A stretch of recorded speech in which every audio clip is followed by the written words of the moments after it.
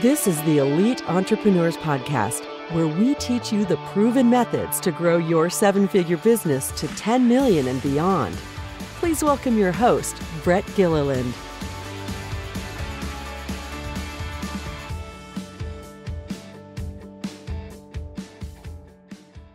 Welcome, everyone, to this week's episode of the Elite Entrepreneurs Podcast.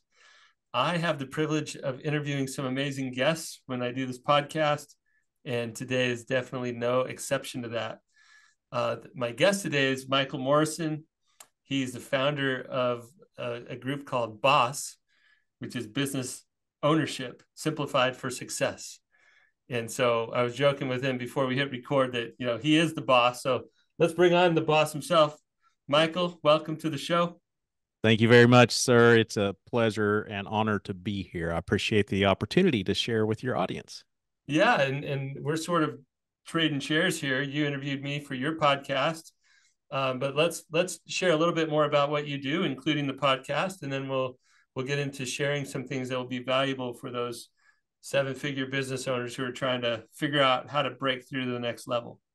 Appreciate it. Yeah. So our podcast is Small Business Pivots, and we talk about pivots that business owners have made to get to that next level, as there are thousands of ways you can do that. No business is the same, as you know that, and nobody's in the same season or journey of entrepreneurship. And so we just try to listen to guests, how they've done it, and hopefully it resonates with small business owners that are trying to get to that next level. And so we try to do the same. Yeah, very good. And I feel like we're kindred spirits and doing a similar thing with BOSS, that business ownership simplified for success acronym, which is so fun. You're trying to help them get back into the position of being a boss Yes. in a good way. Not the Absolutely. not the stereotypical bad boss, but like, how do we make this simpler?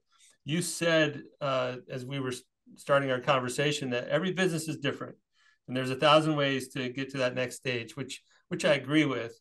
But having served as many businesses as you have and having grown businesses yourself, there are some things that are similar across those different businesses, similar principles, similar things to figure out, similar helps.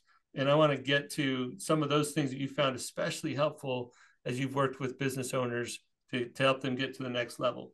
So regardless of the industry, the business model, the uniqueness of each business, and I don't want to discount that, but setting that aside, as you talk to a broader audience of business owners and try to share some helpful things, where do you find, I don't know, some typical things that you come across when working with business owners who are getting past that $1 million mark, and then they're starting to hit some roadblocks, they're starting to hit some things that are keeping them from going further? What are some of those key challenges that they face at that spot? Yeah, I find with the type of clients that we work with, I find mindset being kind of the top tier there of limited beliefs. A lot of business owners that I've worked with and even know, we all had a challenge growing up, trial, tribulation, something that blocked us, whether it be a money. I can't see myself making that kind of money, or maybe people made fun of us. I know for myself, I was an introvert growing up. I was not very studious, so I just didn't see myself making that kind of money, as well as I was kidnapped by my biological dad at gunpoint as a young child. So I had, all these things in my head of I'm just not good enough. I don't feel qualified enough. And as one of my guests on our show told me, he was like, hey, if you went through trials and tribulations as a kid, you're qualified, because you're going to get smashed in the face. You're going to get hit, blindsided, a bloody nose, all that stuff as an entrepreneur. You're qualified to do that. And so I would say mindset being one. Secondly, a lot of business owners, it's fun at first until it's not. And so we're kind of riding that honeymoon phase, and then we just plateau is what I found. And so a lot of times we're the bottleneck as the business owner. So we're kind of in our own way. So getting out of the way, once we kind of feel like, hey, we're on this good trajectory, our business is going well, and then all of a sudden it's not, we're stuck. And so I find that a lot of us, we're working in the business and not on the business. I mean, I know that's a cliche. We hear it all the time. In fact, one of our blog articles I was just working on before the show here is what it really means working in the business and versus on the business, so that people understand the difference between the two. It's kind of like, I think you and I were talking on our show about what scale really means. We hear this buzzword of, I want to scale my business. And it's like, yeah, do you really know what that means? And so we kind of start with that framework of, do you understand what it really means to work on your business, what that really means versus in the business? So kind of mindset, and those are kind of a couple of things that I see right off the bat. Yeah, thank you. And we could dive in on all of those things. I guess I'll steer us to dive down in on some of that. On the mindset piece, we won't get into that entirely, but I'm with you. There's so much limiting belief that holds us back in life, not just in business ownership, but it definitely shows up in the way that we lead people, the way that we make decisions, what we're comfortable with from a risk standpoint, or how confident we are in making investments.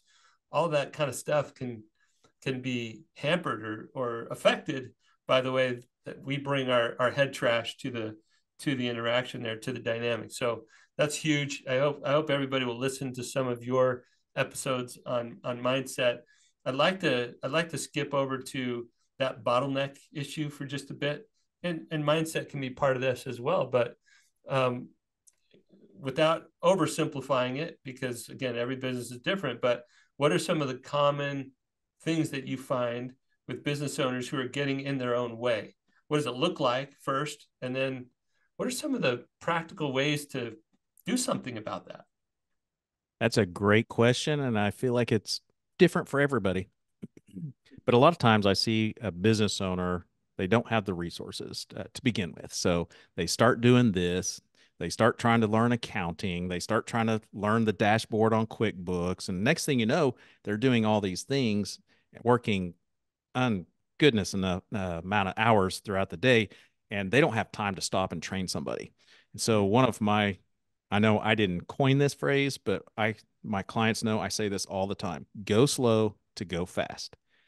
For those that feel like they can't train somebody, take a minute and say, if I train somebody for a day or 2 days, 3 days, however long it takes, with some good SOPs. So this person I'm training, write out what I'm asking you to do, the steps that we do it in my company. Take that time to do that, and you will save yourself a lot of time in the future. And so go slow to go fast, I think, really helps a lot of business owners understanding that you've got to start delegating, and you have to start hiring people or investing in vendors that can do things better than you. Because one of the things that or it seems like small business owners are amazed when I say this: you're not the best employee. Okay. You may be a great business owner, but you're not the best employee. So why not invest in an accountant? Referring back to the, most business owners try to do their own accounting. First of all, you're doing it wrong. I promise you, you're not getting all the benefits. You're not, categorizing. Most of business owners that I know, they don't even understand financials in general. So you're sitting here trying to do your own taxes and accounting. So hire those that know how to do it, invest in those. The objection that I normally hear from business owners is, I don't have the funds. And I'm like, well, for a good quality cost accountant, you're spending maybe 500 to 1,000 to get started a month. While they're doing what you don't know how to do, go out and find a customer that pays you 500 to $1,000. Yeah. That's your first step. That's kind of in general, kind of what I would suggest. Yeah, I love and we use the word practical a lot in my world, but that's just practical. Like, it's like, here's what you do: you bring in somebody, and it could be an intern, part-time person, virtual assistant, full-time assistant, right? Well, it could be a number of resources, but find somebody to take stuff off of you so that you can go generate more growth in the business. That, right in its simplest form, is the way to start making a difference. No wonder they call you the boss, or I'm calling you the boss. Yeah. Well, There's so many sophisticated books out there that I think really overcomplicate things. And this is kind of one of those simple things. And that's what we try to find. So we have what we call a delegation quadrant. It's on our website, businessownershipsimplified.com. And it basically walks you through the steps of what you're good at, what you're not, the first things you should delegate. And so then you know exactly what you should be investing in. So I know a lot of business owners, they just hire, they put cheeks in the seats, as I call them. So I'm busy, the phone's ringing off the wall, I need somebody to answer phones. And then you're disappointed a week or two later because that person's just sitting there doing nothing, right? So Right. because we didn't hire the right the right person to begin with. And in my opinion, you may find it differently because your businesses are on a different scale a little bit, but I find that a lot of business owners or businesses are successful based on that first hire. Like that first hire should be your key right hand person that can kind of like be your external brain, if you will. And so Yeah. that you can move on. Because if you don't, and I learned this from personal experience over 2 decades ago when I started my very first business, next thing you know, because I didn't hire the right person to begin with, the next person wasn't the right person. The person after that wasn't. Next thing you know, I'm running a daycare, right? you know, I'm managing personalities, their home life, whatever it is. And it just doesn't work very well. So go slow to go fast.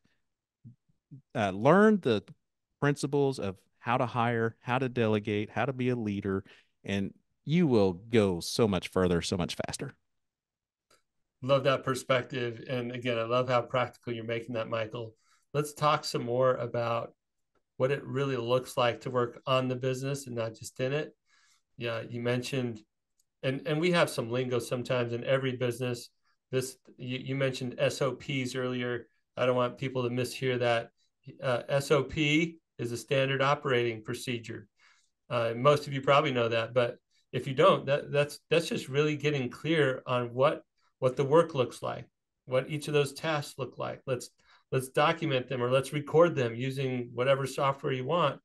But let's make sure that the person in the role understand what's expected, what success looks like when we do that when we do that work, and then you can hand it off with confidence. Aside from documenting roles, starting to hand things off, getting an accountant so that you can start doing other activities in the business. I'd love to hear two or three other practical work on the business types of things. It sounds like you have several on your website. What other work on the business tips would you have for them? Well, for one, I would commit golden time to yourself. So we call them a 3P period, which is basically you plan for it, you prepare for it, and then you prosper from it. So we talk it there like, well, what should I be working on? And I'm like, well, first of all, commit to 90 minutes a week to work on your business. And don't just go into this thing and sit there. 9 o'clock every Tuesday, you sit there. What am I going to do? Oh, well, I need to invoice this and I need to. No, it's not a catch up hour. It's not a catch up 90 minutes. It's you're focusing on your business. And for clients that start working with us, for the first 3 to 6 months, it's easy because I'm like, the stuff we're working on, the stuff we talk about in our coaching sessions, that's working on the business.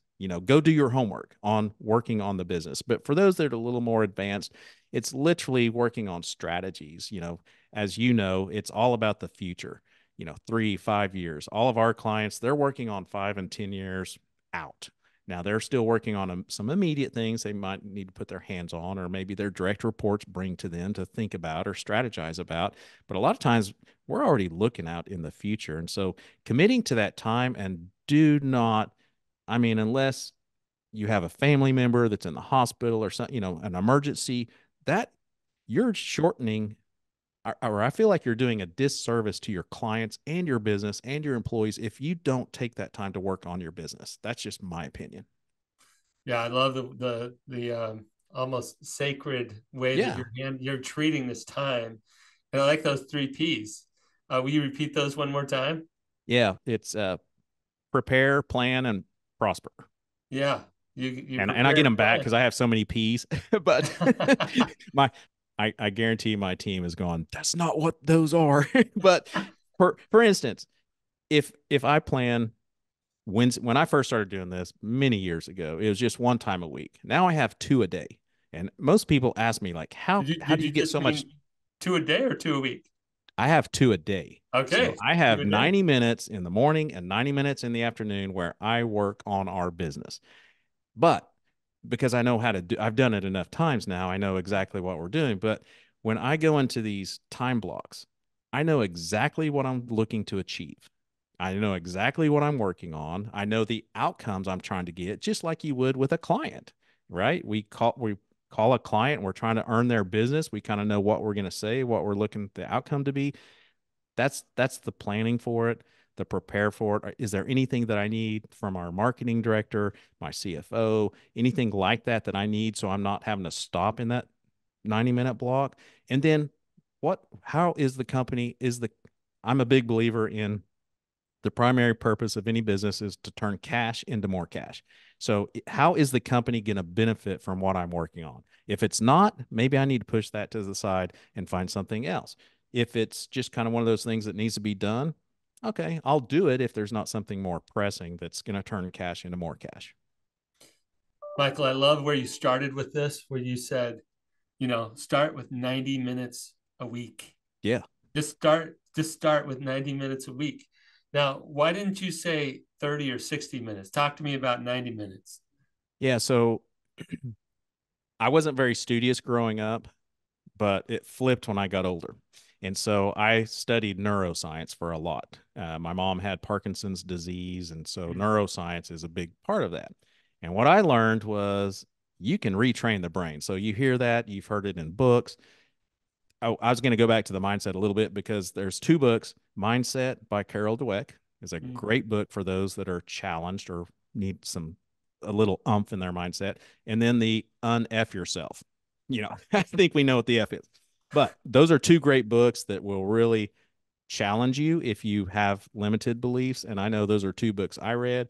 And I also studied a lot of neuroscience. I understand synapses. You can retrain those, you can retrigger those.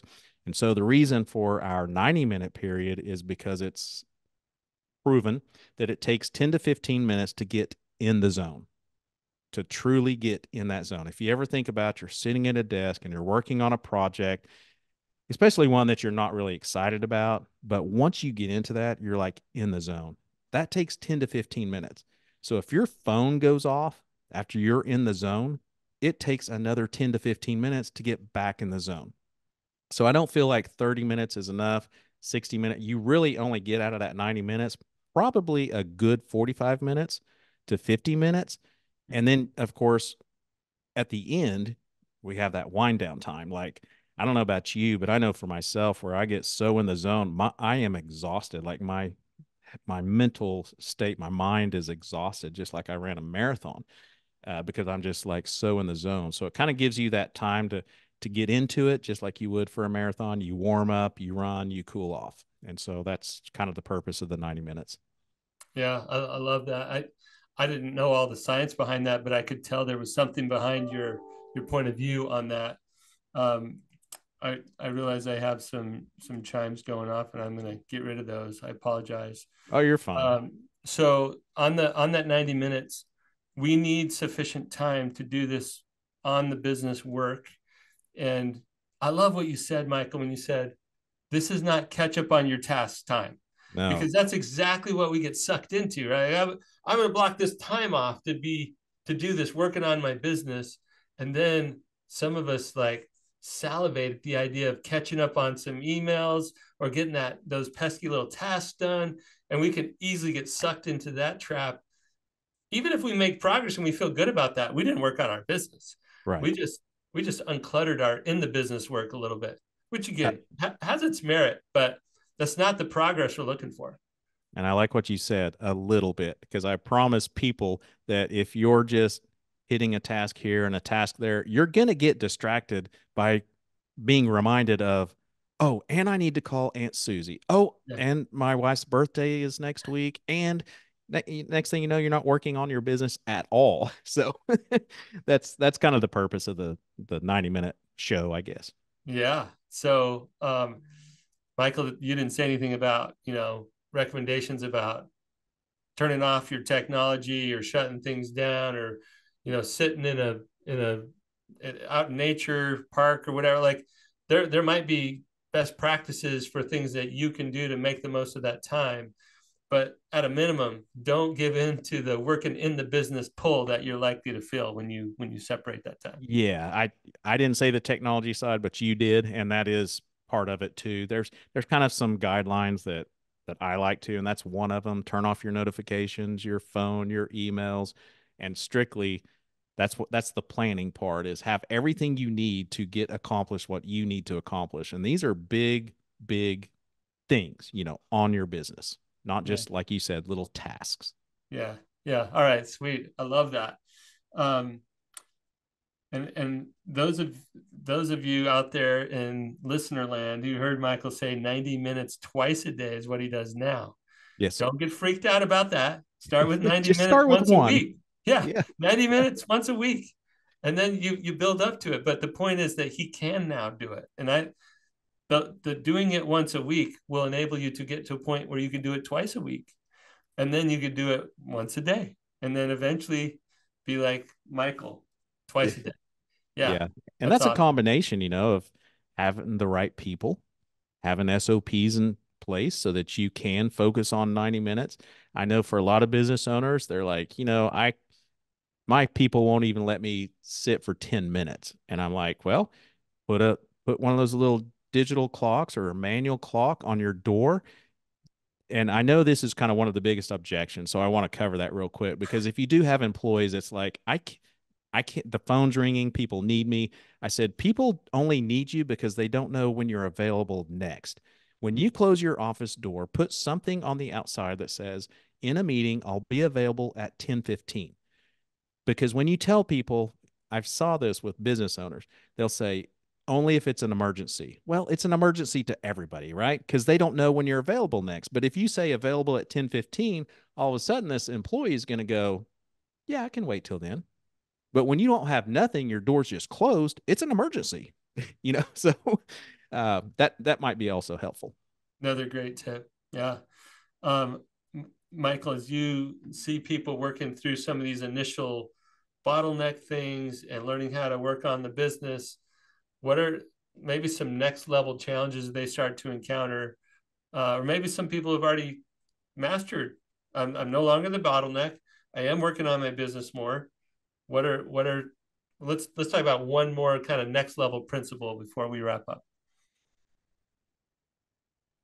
That's a great question. Because once we get to there, it's kind of different for each business that I've seen. A lot of times it's, okay, now what should I be working on? In other words, I'm not I'm not counted on. So what I see with the business owners is we go through these phases of I'm doing everything, everybody's talking to me, everybody's coming to me, and now all of a sudden they're not.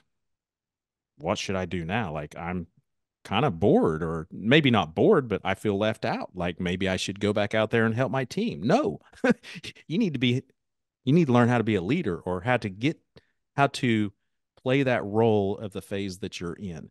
For instance, one of my guests on the podcast, he focuses, because he's at that level, and they're $100 million+ company. And he focuses strictly on culture because he spent the time, he went slow to go fast, spent the time to get the right people, get all the frameworks in place, the SOPs, the organizational chart, all that good stuff. He spends 60-70% of his time on the culture. As a CEO, he finds it that important. And his comment was, and I had never heard this till he said it, but it's true. We come up with these great culture statements, right? The mission statement, the vision statement, it gets posted on the wall, but it doesn't mean anything. It doesn't mean anything until people experience it. And what he said was, your culture is 90 days of what people experience. I was like, wow. He said, and for me to keep that culture, he said, every day starts a new day of 90 days. If our culture doesn't stay at that high level, we lose it, no matter what that culture statement says in the lobby. And I thought, wow, that is, so you kind of have to fill a different role. You have to learn how to play that role.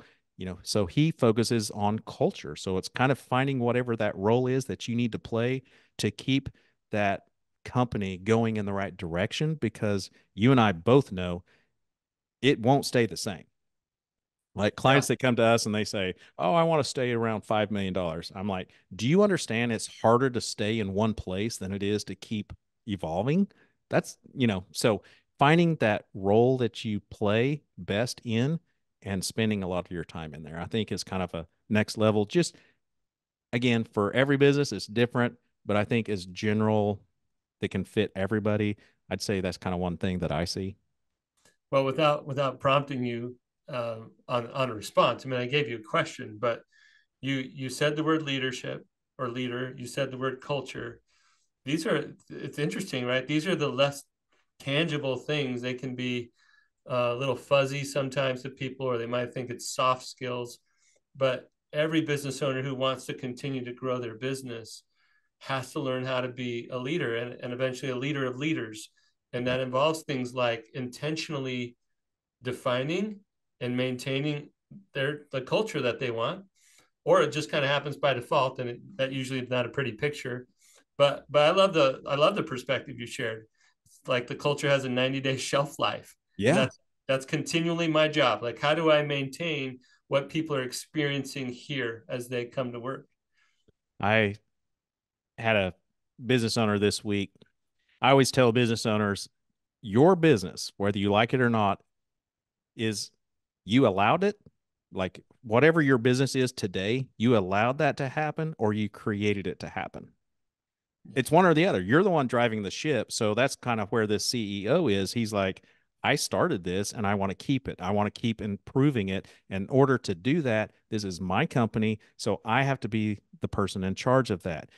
The business owner that I was referring to, not this particular one, but a different one, is on the opposite side of the fence, frustrated, has 20 installers that go out to residential homes, and they got a phone call from one of their clients that said, "My house stinks like cigarettes. Every time your employee goes to the service van, they smoke a cigarette and bring that nasty smell back in the house." And he was livid. He was like, when were people allowed to smoke on the job?" Yelling at his team. And I said, "Mr. Business Owner, if you don't mind me interrupting here, when did you allow that to happen?" I mean, it's a fair question. It's Yeah. like if you set, I said, "Did you set the the rule that no smoking on the job?" He was like, "Oh yeah, years ago we always talk about that." And I said, "Well, where's it written?" This employee that they were talking about has worked for this company for 31 years. I was like, somewhere along the line, they got away with that, or you allowed it, or you said it was okay. So now all of a sudden, this is your company. So that the other example of the CEO that doesn't have it that way, I like what he said. I always have to work on that. I always have to keep establishing what our foundational culture was, or else it goes away. Yeah. Very well said. Um, I love something that Jim Collins says that I'm sure you'll appreciate. Says the number one job of every great leader is to set the vision.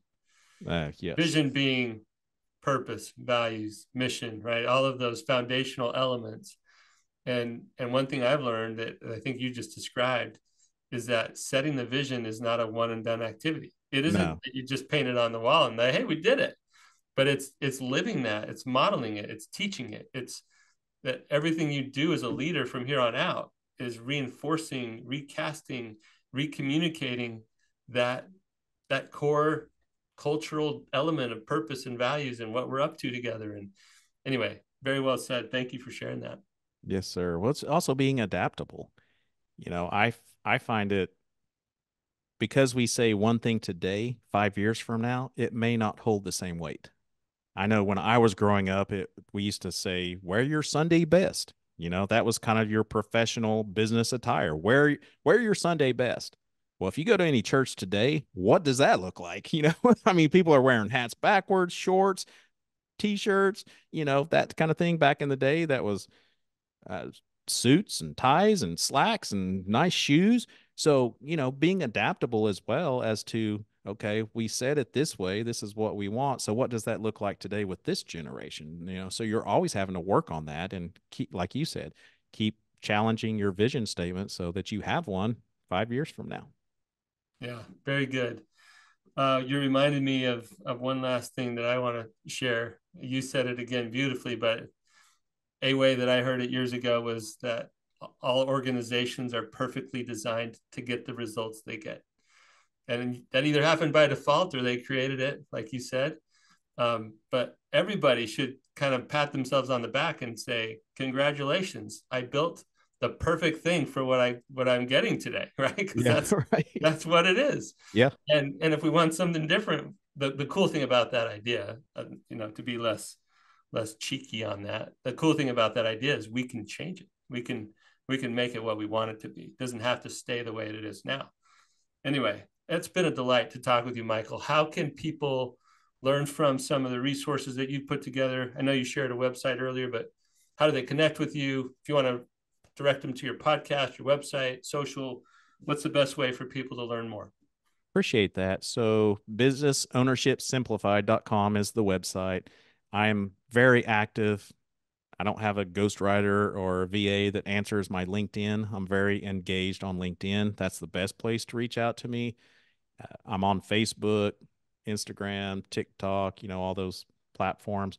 The podcast is Small Business Pivots. It's on all the platforms, but it's also on the YouTube under the same name, Small Business Pivots. And so those are kind of the places they can reach out to me, and I'm happy. MichaelDMorrison.com is my email. If somebody just wants to reach out and talk small business, I'm open for that as well, and don't charge for that. So awesome, Michael. You've been great here as a guest on our podcast. Thank you, everyone, for listening. Please be sure to share this episode, like it, do all the things to help as many business owners as possible hear this great insight from Michael Morrison. And tune in again next time for another great guest as we try to help you achieve your goals in your business. Keep growing. Thank you.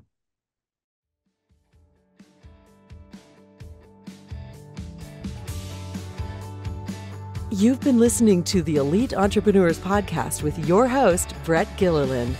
Be sure to leave a rating and review wherever you listen to your podcasts. You may also want to visit our website, eliteentrepreneurspodcast.com, to find additional resources to grow your business from 7 figures to 10 million and beyond.